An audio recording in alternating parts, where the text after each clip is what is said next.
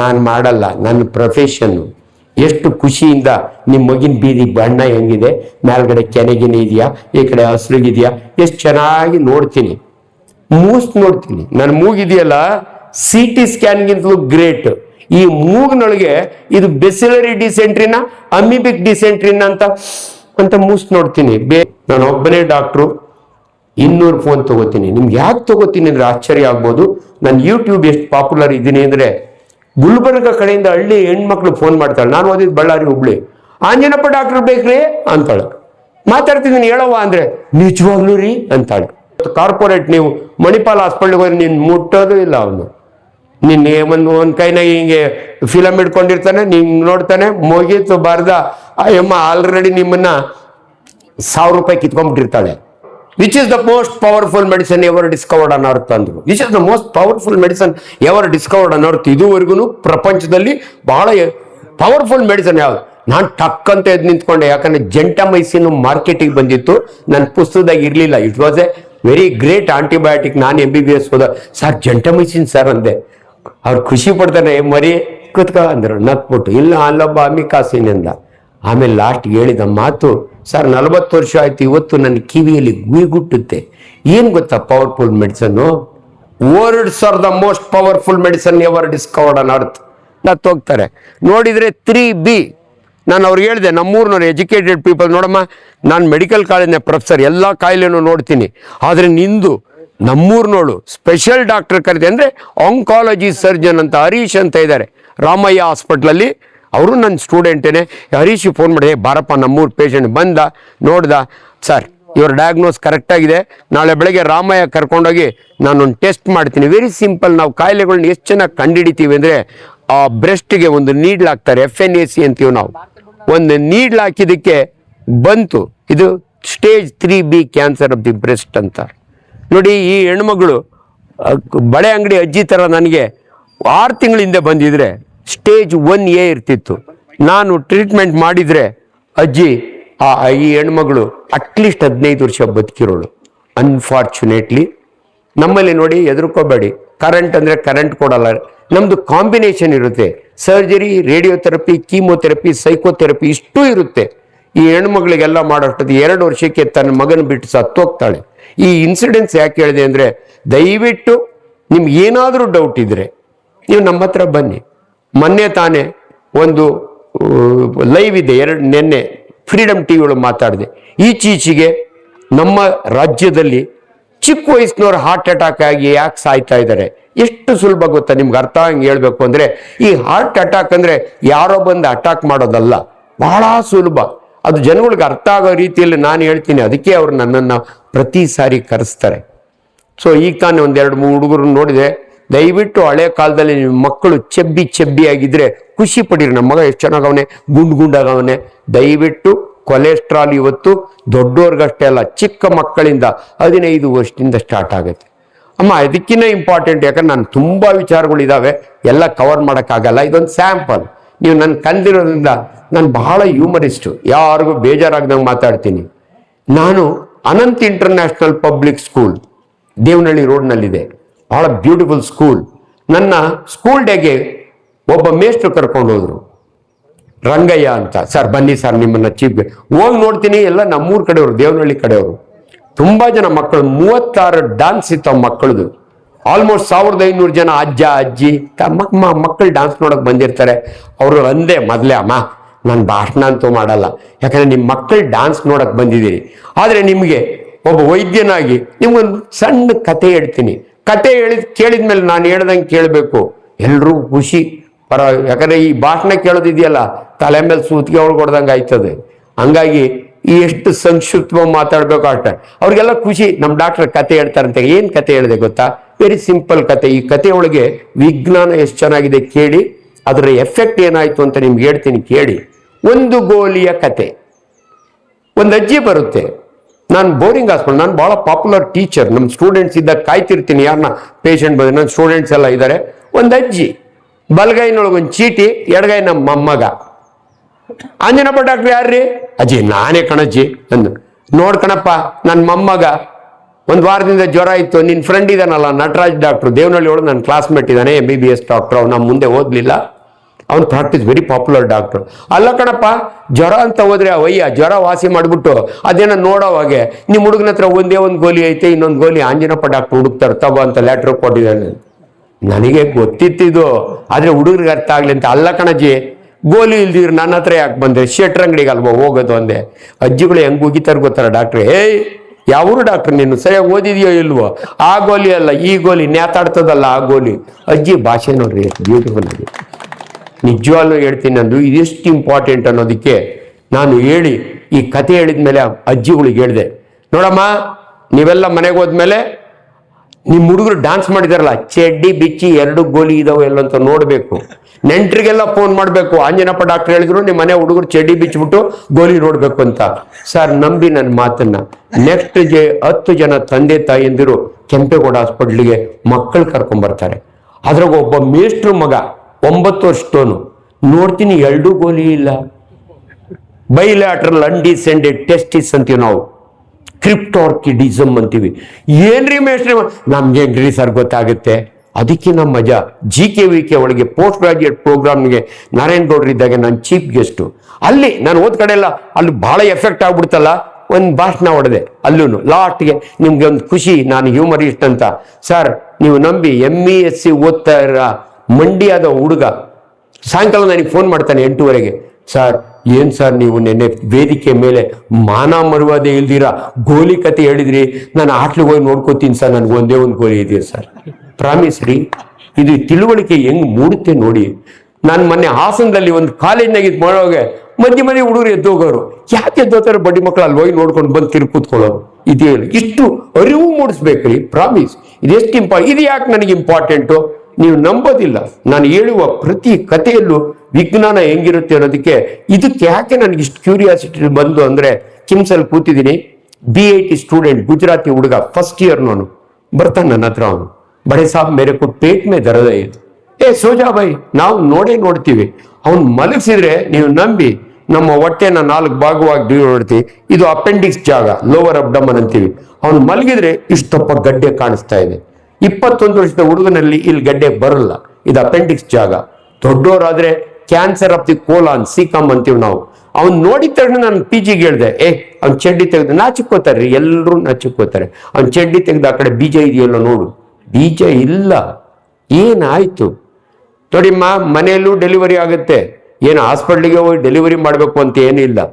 ನಾನು ಬಹಳ ಜನಕ್ಕೆ ಎಕ್ಸಾಂಪಲ್ ಕೊಡ್ತೀನಿ. ಇದು ಸ್ಪೋರ್ಟ್ಸ್ ಚಾನಲ್ಲು ಅಥವಾ ಏಷ್ಯಾನೆಟ್ ಚಾನಲ್ ನೋಡಿ, ಜಿಂಕೆ ಓಡ್ತಾ ಇರ್ತದೆ, ಅಲ್ಲೇ ಮರಿ ಆಗ್ತದೆ, ನೆಕ್ಕೋತದೆ, ಹಂಗೆ ಕರ್ಕೊಂಡು ಹೋಯ್ತದೆ. ಹೆಣ್ಮಕ್ಳಿಗೂ ದೇವರು ಆ ಶಕ್ತಿ ಕೊಟ್ಟವನೇ. ಆದ್ರೆ ನಮ್ಮ ಜನ ಹೆಂಗ್ ಸೂಕ್ಷ್ಮ ಆಗ್ಬಿಟ್ಟಿದ್ದಾರೆ ಅಂದ್ರೆ, ಬತ್ತಾ ಸೀಮಂತ ಅತ್ತೆ ಬಂದ್ಲು, ಪಕ್ಕದ ಮನೆ ಆಂಟಿ ಬಂದ್ಲು, ನಿಮ್ಮನ್ನ ಸೂಕ್ಷ್ಮ ಮಾಡಿ ಎದ್ದೋದಂಗೆ ಮಾಡ್ಬಿಡ್ತಾರೆ. ಅದಕ್ಕೆ ನಿಮಗೆ ಸಿಸೇರಿಯನ್ ಆಗೋದು. ನಾನು ಎತ್ತಾಗ ನನ್ನಮ್ಮ ಯಾವಾಗಲೂ ಹೇಳೋದು, ಮಗನೇ, ನಾನು 4ನೇ ಮಗ, ನನ್ನ ತಾಯಿಗೆ ಬಹಳ ಪ್ರೀತಿಯ ಮಗ ನಾನು. ಮಗನೇ ರಾಗಿ ಬೀಸ್ತಾ ಇದ್ದೆ, ಹೊಟ್ಟೆನೋ ಬಂತು, ಶಿ ವಾಸ್ ಪ್ರೆಗ್ನೆಂಟ್, 4ನೇದು. ಸುಬಕ್ಕ ಬಂದ್ಲು, ನೀನ್ ತೆಗೆದು ತೊಟ್ಲಿಗೆ ಹಾಕಿಲ್ಲ, ಅಷ್ಟೇ ಕೆಲಸ. ಅದು ಇದ್ರೊಳಗತ್ತೆ. ಅದಕ್ಕೆ ನಾನು ಬಹಳ ಜನ ಗೈನಕಾಲಜಿಸ್ಟ್ ಕ್ಲಾಸ್ ತಗೊಳಗೆ ಹೇಳ್ತೀನಿ, ಈ ಗೈನಕಾಲಜಿಸ್ಟ್ ಹೆಂಗಿರ್ಬೇಕಂದ್ರೆ ಸುಮ್ಮನೆ ನೋಡೋದನ್ನ ಕಲ್ತ್ಕೋಬೇಕು. ಮಾತೆತ್ತಿದ್ರೆ ಅದೆಲ್ಲ ಬೇಡ, ಇಲ್ಲಿ ಪಾಠ ವಾಪಸ್ ಬರ್ತೀನಿ ನೋಡಿ. ಇದ್ರ ಎಫೆಕ್ಟು ಎಷ್ಟು ಇಂಪಾರ್ಟೆಂಟ್. ದಯವಿಟ್ಟು ಹಿರಿಯರ ಮಾತುಗಳಿಗೆ ಗೌರವ ಜಾಸ್ತಿ. ನಿಮ್ಮ ಆರೋಗ್ಯ ಚೆನ್ನಾಗಿರ್ಬೇಕು ಅಂದ್ರೆ, ಹಾರ್ಟ್ ಅಟ್ಯಾಕ್ ಬೇಗ ಆಗಬಾರ್ದು ಅಂದ್ರೆ ಹಿರಿಯರು ಹೇಳಿದ ಮಾತು, ಊಟ ಬಲ್ಲವನಿಗೆ ರೋಗವಿಲ್ಲ, ಮಾತು ಬಲ್ಲವನಿಗೆ ಜಗಳವಿಲ್ಲ, ವಿದ್ಯೆ ಉಳ್ಳವನಿಗೆ ಭಯವಿಲ್ಲ. ಇದು ನಿಮ್ಮ ಮಕ್ಕಳಿಗೆ ಹೇಳ್ಕೊಡ್ಬೇಕು. ಇಲ್ಲಿ ನಿಂತು ಮಾತಾಡ್ಬೇಕಾದ್ರೆ ಆಕ್ಚುಲಿ ಪೋಡಿಯಂ ಇದೆಯಲ್ಲ, ನಾನು ಅನೇಕ ಕಾಲೇಜ್ಗಳಲ್ಲಿ ಪಾಠ ಮಾಡೋವಾಗ ಹೇಳ್ತೀನಿ. ನಾನು ಈ ಪೋಡಿಯಂ ಕಂಡಿಡ್ದವನು ಫಸ್ಟ್ ಟೈಮ್ ನೀವು ನಿಂತು ಮಾತಾಡಿ ನನ್ನ ಕಾಲು ನಡುಗ್ತಾ ಇಲ್ಲ, ಯಾಕಂದ್ರೆ ನನಗೆ ವಿದ್ಯೆ ಇದೆ, ಅದರಿಂದ ನನಗೆ ಶಕ್ತಿ ಇದೆ. ಫಸ್ಟ್ ಟೈಮ್ ಬಂದು ಮಾತಾಡಿ ಗಡ ಗಡ ಗಡ ಅಂತ ನಡುಗುತ್ತೆ ನಿಮ್ಮ ಕಾಲು. ಅದು ನಡುಗೋದು ಕಾಣ್ದಂಗಿರ್ಲಿ ಅಂತ ಯಾವನೋ ಇದನ್ನ ಕಂಡು ಹಿಡಿದ್ಬಿಟ್ಟ, ಗೊತ್ತಾಯ್ತಾ? ಅದನ್ನೇ ಪೋಡಿಯಂ ಅನ್ನೋದು, ಗೊತ್ತಾಯ್ತಾ? ಅದಕ್ಕೆ ವಿದ್ಯೆ ಬಹಳ ಇಂಪಾರ್ಟೆಂಟ್ ಅಂತ ನಿಮ್ಮ ಮಕ್ಕಳಿಗೆ ಹೇಳ್ಕೊಡ್ಬೇಕು ನೀವು. Knowledge is power, very very important. ನೋಡಿ, ಈ ಊಟ ಬಲ್ಲವನಿಗೆ ರೋಗವಿಲ್ಲ, ಎಷ್ಟು ಚೆನ್ನಾಗಿ ಹೇಳಿದ್ರಿ. ಹಿಟ್ಟಂ ತಿಂದಂ ಬೆಟ್ಟಂ ಕಿತ್ತಿಟ್ಟಂ ಅಂತಾರೆ. ರಾಗಿಯನ್ನುಂಡವನು ನಿರೋಗಿ. ಇವತ್ತು ನಮ್ಮ ಖಾದರ್ ಬಂದ್ಬಿಟ್ಟು ಸಿರಿಧಾನ್ಯಗಳು, ನಮ್ಮ ಅಪ್ಪ ಹೊಲದೊಳಗೆ ಸಜ್ಜೆ ನವಣೆ ಎಲ್ಲ ದನಗಳಿಗೆ ಹಾಕೇವಿ. ಇವತ್ತು ಮನುಷ್ಯರು ತಿನ್ನಂಗೆ ಮಾಡ್ಬಿಟ್ಟವನ ಪುಣ್ಯಾತ್ಮ. ಅರ್ಥ ಆಯ್ತಾ? ಅದೇನು ಮಹಾ ಇಲ್ಲ. ಅಯ್ಯೋ ಅಯ್ಯಪ್ಪ ಕೊಚ್ಕೋತಾನೆ. ನಿಮ್ಗೆ ಎಲ್ರಿಗೂ ಗೊತ್ತು ಸಜ್ಜೆ ನವಣೆ ರಾಗಿ ಎಲ್ಲರೂ ಅದು ಕೂಡ ಸಿರಿಧಾನ್ಯನೇ. ಈ ಊಟದಲ್ಲಿ ದಯವಿಟ್ಟು ತಿಳ್ಕೊಳ್ಳಿ. ಅದ್ರೊಳಗೆ ನಾನು ಗ್ಯಾಸ್ಟ್ರೋಎಂಟ್ರಾಲಜಿಸ್ಟ್ ಇದ್ದೀನಿ. ನಿಮಗೆ ಗ್ಯಾಸ್ಟ್ರಿಕ್ ಯಾಕೆ ಬರುತ್ತೆ? ವೆರಿ ಸಿಂಪಲ್ ರೀ. ಎಲ್ರಿಗೂ ಹೊಟ್ಟೆ ಉರಿ. ಗ್ಯಾಸ್ಟ್ರಿಕ್ ಅಂದ್ರೆ ವೆರಿ ಸಿಂಪಲ್. ನಿಮಗೆ ಯಾಕೋ ಹೊಟ್ಟೆ ಉರಿತದೆ ಡಾಕ್ಟ್ರೆ, ಎದೆ ಉರಿತದೆ ಡಾಕ್ಟ್ರೆ, ಊಟ ಸೇರಲ್ಲ ಡಾಕ್ಟ್ರೆ, ವಾಂತಿ ಬಂದ, ಇದನ್ನ ಗ್ಯಾಸ್ಟ್ರಿಕ್ ಅಂತ ನೀವು ನಮ್ಮ ಹತ್ರ ಬರ್ತೀರಿ. ಅದಕ್ಕೆ ಕಾರಣ ಏನು? ಎಲ್ರಿಗೂ ಗ್ಯಾಸ್ಟ್ರಿಕ್, ಚಿಕ್ಕ ಮಕ್ಕಳಿಗೂ ಗ್ಯಾಸ್ಟ್ರಿಕ್. ನಾನು ಬಹಳ ಚೆನ್ನಾಗಿ ನನ್ನ ಬುಕ್ನ ಬರ್ದಿರೋದು ನಿಮ್ಗೆ ಹೇಳಿದ್ದೀನಿ. ಎಷ್ಟು ಬ್ಯೂಟಿಫುಲ್ ಅಂದ್ರೆ ಹರಿ ವರಿ ಕರಿ. ಯಾರು ಹರಿ ಬರೆಗುಂತೀರಾ, ಯಾರು ಎಲ್ಲದಕ್ಕೂ ಟೆನ್ಷನ್ ಮಾಡ್ಕೋತೀರಿ, ಯಾರು ತುಂಬ ಮಸಾಲ ತಿಂತೀರಿ, ನಿಮಗೆ ಗ್ಯಾಸ್ಟ್ರಿಕ್ ಆಗುತ್ತೆ. ಅದ್ರ ಜೊತೆಗೆ ಇನ್ನೆರಡು, ಎಣ್ಣೆ ಹೊಡೆಯೋದು. ಯಾಕಂದ್ರೆ ಎಣ್ಣೆ ಹೊಡೆಯೋರೆಲ್ಲ ಸಾಯಂಕಾಲದ ಹೊತ್ತು ಖಾಲಿ ಹೊಟ್ಟೆ ಒಳಗೆ ಹೊಡಿತಾರೆ. ನಿಮ್ಗೆ ಗೊತ್ತಿದೆ ಅದು. ಎಣ್ಣೆ ಹೊಡೆಯೋದು ಕಿಕ್ ಹೊಡಿಲಿ ಅಂತ ಅಷ್ಟೇ, ಇನ್ನೇನು ಇಲ್ಲ. ಅದೇನು ರುಚಿ ಇರಲ್ಲ, ಏನೂ ಇಲ್ಲ, ಹೊಡಿತಾರೆ. ಸ್ಮೋಕ್ ಮಾಡ್ತಾರೆ. ನಿಮ್ಗೆ ಆಶ್ಚರ್ಯ ಆಗುತ್ತೆ ವಿಜ್ಞಾನದಲ್ಲಿ ಎಂತೆಂಥ ಇದು ನಡೆಯುತ್ತೆ ಅಂದ್ರೆ, ಒಬ್ಬ ಡಾಕ್ಟ್ರಿಗೆ ನೊಬೆಲ್ ಅವಾರ್ಡ್ ಬರುತ್ತೆ. ನೊಬೆಲ್ ಪ್ರಶಸ್ತಿ, ಅತ್ಯುನ್ನತ ಪ್ರಶಸ್ತಿ ಎಲ್ರಿಗೂ ಬರಲ್ಲ. 1909 ಒಬ್ಬ ಸರ್ಜನ್ ಜರ್ಮನಿ ಒಳಗೆ ಈ ಥೈರಾಯ್ಡ್, ತುಂಬಾ ಜನ ಹೆಣ್ಮಕ್ಳಿಗೆ ಥೈರಾಯ್ಡ್ ಮಾತ್ರೆ ತಗೋತಾ ಇರ್ತೀರಿ ನೀವು, ಥೈರೋನಾರ್ಮ್ ಅಂತ. ಏನ್ ಡಾಕ್ಟ್ರೆ ಜೀವನ ಪರ್ಯಂತ ತಗೋ ಅಂತಾರೆ. ಅದ್ರ ಎಕ್ಸೆಸ್ ಆಫ್ ಹೀಟ್ ಆಗಲ್ವಾ? ನಮ್ಮ ದೇಶದಲ್ಲಿ ಇನ್ನೊಂದು ಹಣೆ ಬರ, ಈ ಎಕ್ಸೆಸ್ ಆಫ್ ಹೀಟು. ಅದು ಹೀಟು ಅಲ್ಲ, ವೀಟು. ಕೋಳಿ ತಿಂದ್ರೆ ಎಕ್ಸೆಸ್ ಆಫ್ ಹೀಟ್ ಆಗಿ ಪೈಲ್ಸ್ ಬಂದ್ಬಿಡುತ್ತಂತೆ. ಹಂದಿ ತಿಂದ್ರೆ ತಂಪಾಗಿ ವಾಸಿ ಆಗ್ಬಿಡುತ್ತೆ. ಅದು ನಿಮ್ಮ ಭಾಷೆ, ನನ್ನ ಭಾಷೆ ಅಲ್ಲ. ಇನ್ಫ್ಯಾಕ್ಟ್ ನಿಮ್ಗೆ ವಿಜ್ಞಾನ ಪದೇ ನಾನು ಉಳಿಕಲ್ ನಟರಾಜ್ ಜೊತೆಯಲ್ಲಿ ವೈಸ್ ಪ್ರೆಸಿಡೆಂಟು. ವಿಜ್ಞಾನ ಪರಿಷತ್ ಇದೆಯಲ್ಲ ಕರ್ನಾಟಕ ರಾಜ್ಯದಲ್ಲ, ಈ ಪವಾಡಗಳು ಭಂಜನ ಮಾಡ್ತಾರಲ್ಲ, ಅವ್ರ ಜೊತೆ ನಾನು ವೈಸ್ ಪ್ರೆಸಿಡೆಂಟು. ಓದ್ ಕಡೆ ಎಲ್ಲ ಹೇಳ್ತೀವಿ, ನಿಜವಾಗ್ಲೂ ರಾಗಿ ಉಂಡ್ರೆ ಮುದ್ದೆ ತುಂಬಾ ಗಟ್ಟಿ ಡಾಕ್ಟ್ರೆ, ಈಚೆಗೆ ಬರಲ್ಲ ಡಾಕ್ಟ್ರೆ, ತಪ್ಪು ಭಾವನೆ. ಆಮೇಲೆ ಬಹಳ ಜನಕ್ಕೆ ಇನ್ನೊಂದು ತಪ್ಪು ಕಲ್ಪನೆ ಏನ್ ಗೊತ್ತಾ? ಚೆನ್ನ ಜೀರ್ಣ ಆದ್ರೆ ಚೆನ್ನ ಮೋಷನ್ ಆಗ್ತದೆ ಅಂತ. ನಾನು ಬಹಳ ಜನಕ್ಕೆ ಕೇಳ್ತೀನಿ, ನಾನು ಬಾಟಮ್ ಸ್ಪೆಷಲಿಸ್ಟು. ನೀವು ನಮ್ಮ ಮಂಜುನಾಥ್ ಇದ್ದಾರೆ ಕಾರ್ಡಿಯಾಲಜಿಸ್ಟು, ಇವರಿದ್ದಾರೆ ಗೈನಕಾಲಜಿಸ್ಟು. ನೀವು ಇದುವರೆಗೂ ಕೇಳ್ದಿರಂತ ಒಂದು ಸ್ಪೆಷಲಿಸ್ಟ್ ನಾನು. ಏನ್ ಗೊತ್ತಾ? ಇಡೀ ಕರ್ನಾಟಕದಲ್ಲಿ ದೊಡ್ಡಬಳ್ಳಾಪುರದ ಕುಂಡಿ ಡಾಕ್ಟರ್ ಅಂದ್ರೆ ನಾನೇ, ಡಾಕ್ಟರ್ ಆಂಜನಪ್ಪ. ಇದು ನಿಮ್ಗೆ ಆಶ್ಚರ್ಯ ಆಗುತ್ತೆ. ಹೌದಾ ಡಾಕ್ಟ್ರೆ ಹಿಂಗೂ ಹೇಳ್ಕೊತಾರ ಅಂತ? ನಿಜವಾಗ್ಲೂ ಹೇಳ್ತೀನಿ. ನೀವು ಅನೇಕ ಜನರು, ನಿಮ್ಗೊಂದು ಎಕ್ಸಾಂಪಲ್ ಕೊಡ್ತೀನಿ. ಒಂದು ಲೇಡಿ, ಆಕೆ ಬಹಳ VIP ಅಂದ್ರೆ ಯಜಮಾನರು ಮಿನಿಸ್ಟರ್, ನಮ್ಮ ತಾಲೂಕಿನವರು ಮಿನಿಸ್ಟರ್ ಆಗಿದ್ದವರು, ಮಗ MLA ಆಗಿದ್ದವರು. ಇಂಥ ಲೇಡಿ ಮೋಷನ್ ಆಫ್ ಬ್ಲಡ್ ಹೋದ್ರೆ ನೋಡಿ, ಯಾರಿಗೆ ಆಗಲಿ ಮೋಷನ್ ಆಫ್ ಬ್ಲಡ್ ಹೋದ್ರೆ ನೀವೇನ್ ಅನ್ಕೋತೀರಿ? ಎಕ್ಸೆಸ್ ಆಫ್ ಹೀಟ್ ಆಗಿದೆ, ಅದನ್ನ ತಂಪು ಮಾಡ್ಕೊಳಕ್ ನೋಡ್ತೀರಿ, ಮಜ್ಜಿಗೆ ಕುಡಿತೀರಿ, ಪಾನಕ ಕುಡಿತೀರಿ. ಆದ್ರೆ ನಿಮ್ಗೆ ಯಾಕೆ ಮೋಷನ್ ಆಫ್ ಬ್ಲಡ್ ಹೋಗುತ್ತೆ ಅನ್ನೋದನ್ನ ನಾನು ಒಬ್ಬ ಸರ್ಜನ್ ಎಷ್ಟು ಸುಲಭನ ಕಂಡುಹಿಡಿತೀನಿ ಅಂದ್ರೆ ಬಹಳ ಇಂಪಾರ್ಟೆಂಟ್. ಇವೆಲ್ಲ ಎಷ್ಟು ಸುಲಭ ಅಂದ್ರೆ, ನೀವು ನಮ್ಮ ಹತ್ರ ಬರ್ತೀರಿ, ಯಾಕೋ ಹೀಟ್ ಆಗ್ಬಿಟ್ಟು ಅದು ಜನ ಹೆಂಗಂದ್ರೆ, ಇಲ್ಲ ಡಾಕ್ಟ್ರೆ ಇಷ್ಟು ದಿನ ಚೆನ್ನಾಗಿದೆ, ಧರ್ಮಸ್ಥಳಕ್ಕೆ ಹೋಗಿದ್ದೆ, ಬರೋ ರಾತ್ರಿ ಒಳಗೆ ಬಸ್ನ ಬಂದಲ್ಲ, ಬಸ್ಸನ್ನ ಸೀಟ್ ಹೀಟ್ ಆಗ್ಬಿಟ್ಟು ಫಸ್ಟ್ ಟೈಮು ಬಂದು ಕೂತ್ಕೋತಾನೆ, ಚಲ್ಲಂತ ಬ್ಲಡ್ ಬರ್ತದೆ, ನೋಡ್ತಾನೆ ರಕ್ತ ಬಂದ್ಬಿಟ್ಟದೆ, ಅದೇ ಹೀಟ್ ಆಗದೆ ಬಿಡು ಅಂತ ಅವನು ತಂಪು ಮಾಡ್ಕೋತಾನೆ, ನಿಂತೋಗ್ಬಿಡುತ್ತೆ. ಇದನ್ನ ನಮ್ಮ ಭಾಷೆಯಲ್ಲಿ ಸೆಲ್ಫ್ ಲಿಮಿಟಿಂಗ್ ಡಿಸೀಸ್ ಅಂತೀವಿ. ಬೈ ಚಾನ್ಸ್ ಅವನು ನನ್ನ ಹತ್ರ ಬಂದ ಅನ್ಕೊಳ್ಳಿ, ಒಬ್ಬ ಡಾಕ್ಟರ್ ಹತ್ರ ಬಂದ್ರೆ ಅವನೇನ್ ಮಾಡ್ತಾನೆ? ನನಗೂ ಗೊತ್ತು ನಿಂತೋದದೆ ಅಂತ, ನಿಂತೋದದು ಹೋಗಯ್ಯ ಅಂದ್ರೆ ಇವನ್ ದುಡ್ಡಲ್ಲಿ ಕೊಡ್ತಾನೆ. ಕುಂಡಿಗೆ ಒಂದು ಇಂಜೆಕ್ಷನ್ ಹಾಕಿ ನಾವು ಒಂದೆರಡು ಮೆಡಿಸಿನ್, ಇದು ನಮ್ಮ ಪ್ರೊಫೆಷನಲ್ ಸೀಕ್ರೆಟ್, ನಿಮ್ಗೆ ಹೇಳ್ಕೊಡ್ಬಾರ್ದು. ಹೋಗಪ್ಪ ಪರವಾಗಿಲ್ಲ ಅಂದ್ರೆ ಅವನ ಮಗ ದುಡ್ಡೇ ಕೊಡಕ್ಕಿಲ್ಲ. ಅದಕ್ಕೆ ನೋಡ್ಬಿಟ್ಟು ನಮ್ಗೆ ಗೊತ್ತು ನಿಂತೋಗುತ್ತೆ ಅಂತ ಅದಕ್ಕೊಂದು ಮೆಡಿಸಿನ್ ಕೊಡ್ತೀವಿ, ಅದೇ ನಿಂತೋತದೆ. ಮಜಾ ಏನ್ ಗೊತ್ತಾ? ಇದು ಫಸ್ಟ್ ಡಿಗ್ರಿ ಪೈಲ್ಸ್ ಅಂತೀವಿ ನಾವು. ಅವನು ಅರ್ಸ್ಕೋತಾನೆ, ಹೆಂಗನಾಗ್ಲಿ ಇರಪ್ಪ ನಿಂತೋಗೋದಕ್ಕೆ ಮೊದಲು ತಿರುಪ್ತಿಗೆ ಅರ್ಸ್ಕೋತಾನೆ. ಅಣ್ಣ ಹಿಂಗಾಗ್ಬಿಡ್ತು, ಧರ್ಮಸ್ಥಳಕ್ಕೆ ಹೋಗಿ ದೇವ್ರೆ ಕಾಪಾಡಪ್ಪ ಅಂತ. 8 ತಿಂಗಳಾದ್ಮೇಲೆ ತಿರುಪ್ತಿಗೆ ಹೋಯ್ತಾನೆ, ತಿರುಪ್ತಿ ಪೂಜೆ ಮಾಡಿಸ್ಕೊಂಡು ವಾಪಸ್ ಬರ್ತಾನೆ. ಬಂದು ಈ ಸರಿ ನೋಡ್ತಾನೆ, ಕೂತ್ಕೋತಾನೆ. ಈ ಯಾರು ಬಹಳ ಹೊತ್ತು ಕೂತ್ಕೋತಾರಲ್ಲ, drivers, tailors, executives. But drivers ಅನ್ಕೊಳ್ಳೋದು ಏನ್ ಗೊತ್ತಾ? ಕೂತು ಆ ಇಂಜಿನ್ ಹೀಟ್ ಇವನ್ ಕುಂಡಿಗೆ ಹೋಗ್ಬಿಡುತ್ತೆ ಅಂತ. ಹೀಟ್ ಜಾಸ್ತಿ ಆಗಿ ಪೈಲ್ಸ್ ಬಂದ್ಬಿಡ. ಅದು ಹೀಟ್ ಅಲ್ಲ, ಕೂಡಬೇಡಿ ಅಂತ ಹೇಳ್ತೀವಿ. 2 ಅವರ್ ಆದ್ಮೇಲೆ 5 ನಿಮಿಷ. ಇವನ್ ಇಡೀ ರಾತ್ರಿ ಕೂತ್ಕೊಂಡ್ಬಂದವನಲ್ಲ, ಈ ಸರಿ ಹೋಗಿ ಕೂತ್ಕೋತಾರೆ ಮೋಷನ್ಗೆ, ಛಲ್ ಅಂತ ರಕ್ತ ಬರ್ತದೆ, ಏನೋ ಈಚೆ ಬರ್ತದೆ, ಆಮೇಲೆ ಒಳಕ್ಕೆ ಹೋಯ್ತದೆ. 2nd degree piles. ಈ ಟೈಮ್ನ ನನ್ನ ಹತ್ರ ಬಂದರೆ ನನಗೆ ಇವನಿಗೆ ಡಯಾಗ್ನೋಸ್ ಮಾಡ್ತೀನಿ ಡಯಾಗ್ನೋಸ್. ಆಮೇಲೆ ನೆಕ್ಸ್ಟು 3rd ಡಿಗ್ರಿ ಪೈಲ್ಸು, ಅವಾಗೇ ನಮ್ಮ ಹತ್ರ ಬಹಳ ಬರಲ್ಲ. ನಿಮ್ಗೆ ಹೇಳ್ತೀನಿ, ನಮ್ಮ ವಿಜ್ಞಾನ ಎಷ್ಟು ಚೆನ್ನಾಗಿದೆ ಅಂದರೆ, ನೀವು CT scan 4,000, ultrasound scan 1,500, MRI scan 8,000. ಏನು ಇಲ್ರಿ. ನಾನು ಕೈಗೊಂದು ಗ್ಲೌಸ್ ಹಾಕೋತೀನಿ ₹5. ನಿಮ್ಮ ಕುಂಡಿಗೆ ಬೇಜಾರಿಲ್ದಿರ ಬೆಳ್ಳಾಕೋರು ಅಂದರೆ ನಾವೇ. ಇವೆಲ್ಲ ನಿಮ್ಗೆ ವಿಚಾರ ಹೇಳಬೇಕು.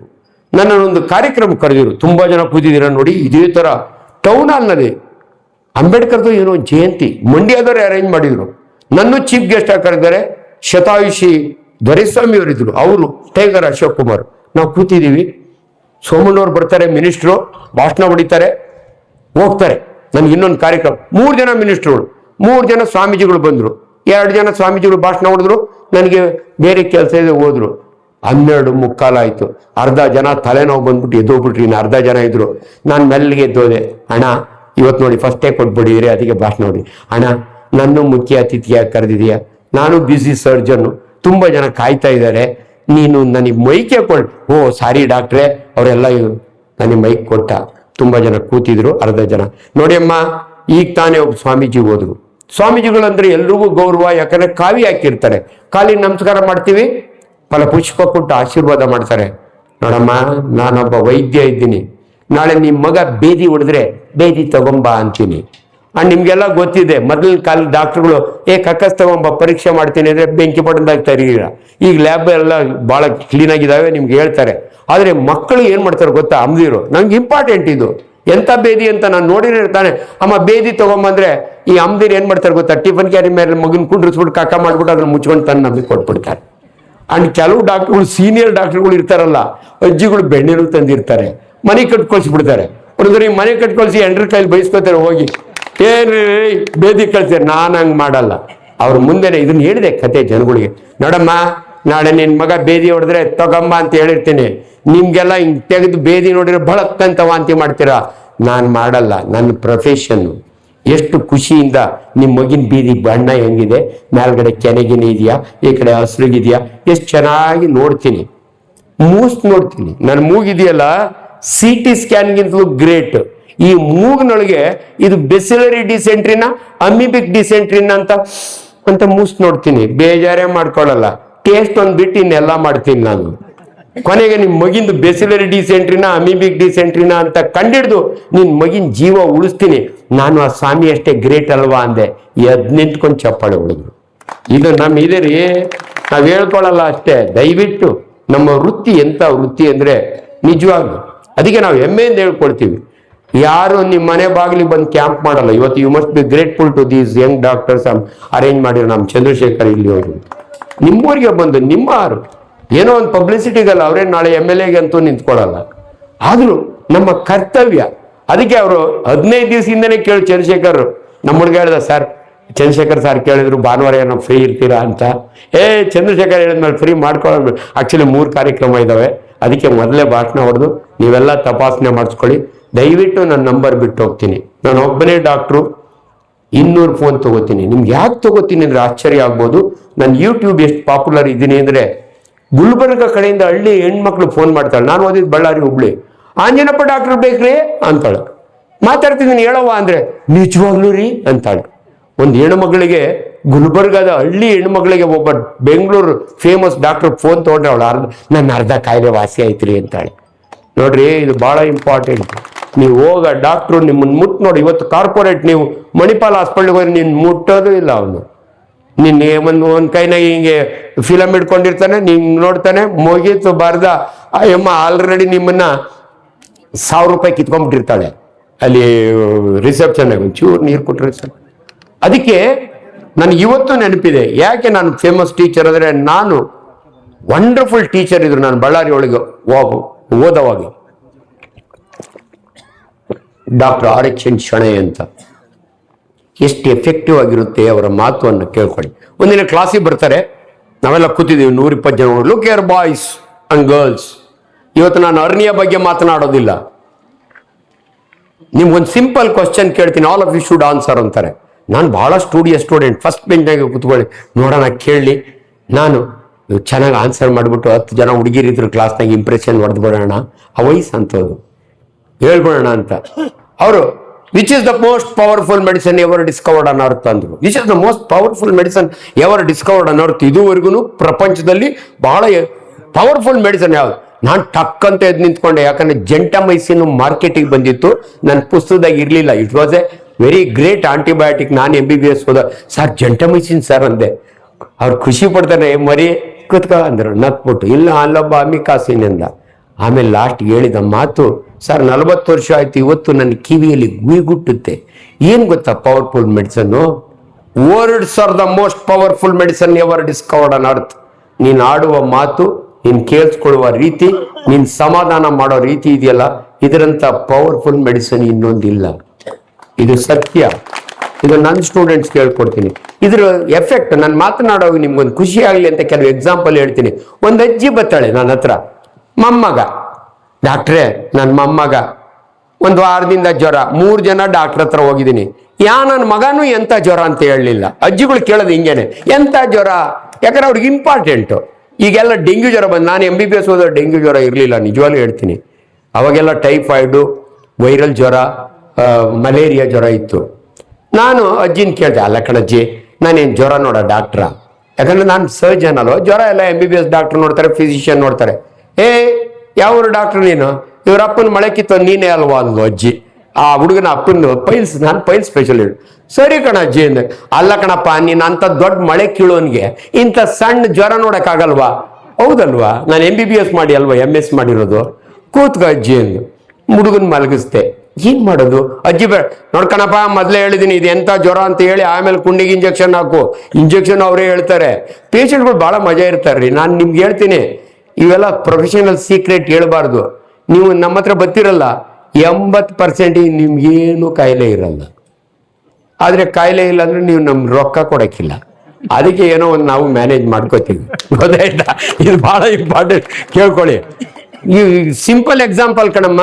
ಆಟೋ ಓಡಿಸ್ತಾನೆ ಮಾಗಡಿ ಅವನ್ ಪಾಪ, ಕಷ್ಟಪಟ್ಟು ಹೆಂಡತಿ ಮಕ್ಕಳನ್ನ ಸಾಯ್ತಾನೆ. ತಿಂಗಳಿಗೆ 2 ಸಾರಿ ಅವ್ನ ಹೆಂಡತಿ ನನ್ನ ಹತ್ರ ಕರ್ಕೊಂಡ್ಬರ್ಬೇಕು. ಏನು ಗೊತ್ತಾ? ಕೂತು ಕೂತು ಕುಂಡಿ ನೋವು. ಆ ಅಮ್ಮನ ಕೆಲಸ ಏನು? ಬರೀ TV ನೋಡೋದು. ಕೂತು ಕೂತು ಕುಂಡಿ ನೋವು. ಆ ಕುಂಡಿ ನೋವಿಗೆ ದುಡ್ಡು ಖರ್ಚು ಮಾಡ್ಬೇಕು. ಅದು ಕುಂಡಿ ನೋವು ಏನಿಲ್ಲ ಹೋಗಮ್ಮ ಅಂದ್ರೆ ಕೇಳಕ್ಕಿಲ್ಲ. ಆಂಜನಪ್ಪ ಡಾಕ್ಟರ್ ಒಂದ್ಸರಿ ಮುಟ್ಬೇಕ್ರಿ ಅಂತಾಳ ಅವಳು.